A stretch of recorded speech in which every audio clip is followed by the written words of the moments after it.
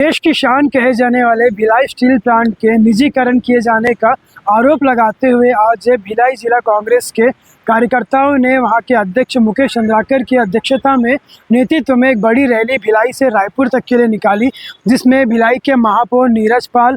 पूर्व महापौर नीता लोधी समेत भिलाई दुर्ग जिले के सारे कार्यकर्ता मौजूद रहे। वहीं यहां पर इसे समर्थन देते हुए रायपुर जिला कांग्रेस के जो अध्यक्ष श्री कृष्ण मेनन और साथ ही अन्य कार्यकर्ता जिन्हें पंकज शर्मा भी शामिल रहे, कई ऐसे कार्यकर्ताओं ने समर्थन देते हुए एक बड़ी रैली राजभवन तक के लिए निकालने की कोशिश की। हालांकि उन्हें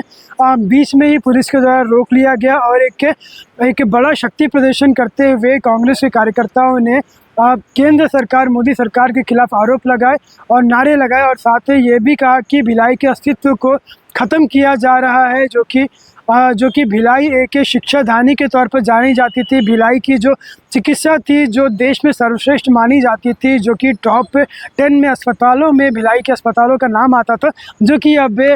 भाजपा के शासन आने के बाद में ऐसा कुछ होता दिखाई नहीं दे रहा। तो इस पर काफ़ी कुछ आरोप लगाते हुए कांग्रेस के द्वारा देखे गए, जो कि एक्स एमएलए दुर्ग के जो अरुण वोरा है वो भी इस दौरान मौजूद रहे। तो एक बड़ा शक्ति प्रदर्शन भिलाई के कांग्रेस कार्यकर्ताओं ने किया, जिन्हें रायपुर और दुर्ग जिले के कांग्रेस कार्यकर्ताओं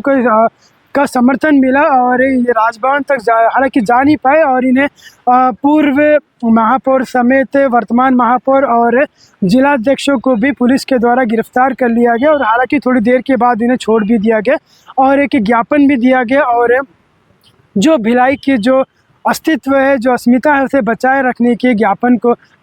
की मांग को लेकर भिलाई के कांग्रेस के कार्यकर्ताओं ने राज्यपाल के नाम एक ज्ञापन सौंपा है। अब देखने वाली बात यह होगी कि जो लगातार कांग्रेस से केंद्र सरकार पर और राज्य सरकार पर, जो कि भाजपा की है, उस पर लगातार टीका टिप्पणी करते हैं और लगातार आरोप लगाते हैं। तो इसके बाद भी ये भी इसी कड़ी में एक बड़ा आरोप लगाया गया था। तो अब देखना होगा कि इस पर क्या कुछ राज्यपाल के द्वारा संज्ञान लिया जाता है और क्या कुछ आगे इस पर कार्रवाई की जाती है और कांग्रेस आगे जाकर क्या कुछ इस पर और भी करती है। भिलाई नवरत्न कंपनी में से एक सेक्टर 9 हॉस्पिटल और वहाँ के अनेक ज़मीनों का जो प्राइवेटाइजेशन कर रहे हैं, वहाँ पे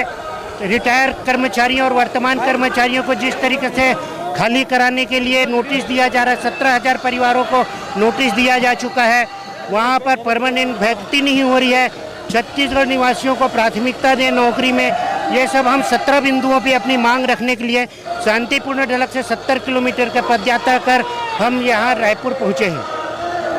भिलाई को जो सम्मान मिलना चाहिए आज तक मिला। भिलाई को केंद्र की सरकार और राज्य की सरकार, चूँकि ये जो कांग्रेस के द्वारा, कांग्रेस प्रधानमंत्री के द्वारा बनाया गया है, तो दुर्भावनापूर्वक उसके साथ अन्याय कर रही है, भेदभाव कर रही है।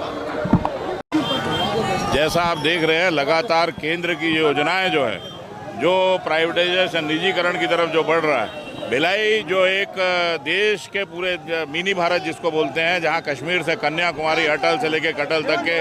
लोग वहां पे आए, वो स्टील प्लांट जो बना, जो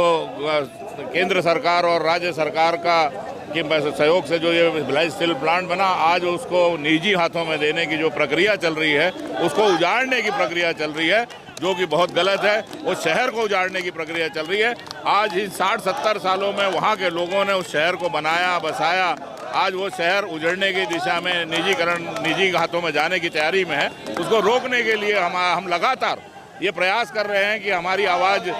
राज्य सरकार, केंद्र सरकार के पास जाए और वो निजीकरण के नीति को बदले। बिल्कुल, भिलाई आज